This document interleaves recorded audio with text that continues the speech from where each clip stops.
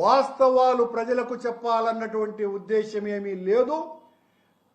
అందులో వీళ్ళందరూ కూడా మాట్లాడినటువంటి మాటలు కరుణాకర్ రెడ్డిని సుబ్బారెడ్డిని నేరస్తులుగా ప్రకటించేంత వరకు మనం నిద్రపోకూడదు అన్నట్టుగా మాట్లాడతారు.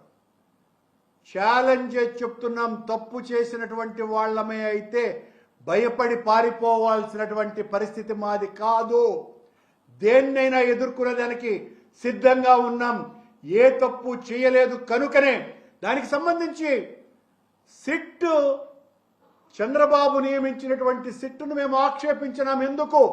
నీ సిట్, నీ కింది పోలీసు అధికారులు నీ ఇష్టం వచ్చినట్టు నువ్వు ఏమి చెబితే వాళ్లను నేరస్తులుగా ప్రకటిస్తుంది కాబట్టి అందుకు సుబ్బారెడ్డి గారు సుప్రీంకోర్టుకు వెళ్ళారు.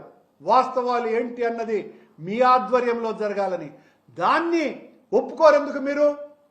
దాన్ని ఆక్షేపిస్తారు. సుప్రీంకోర్టుకు వెళ్ళటాన్ని కూడా తప్పుపడితే ఎట్లా? మరి సుప్రీంకోర్టు మిమ్మల్ని మందలించింది కదా, మీరు అలా మాట్లాడకూడదని చెప్పింది కదా. మీరు ఎన్డీడీబీ రిపోర్టు, ఎన్డీఆర్ఐ రిపోర్టుల గురించి మాట్లాడుతున్నారు.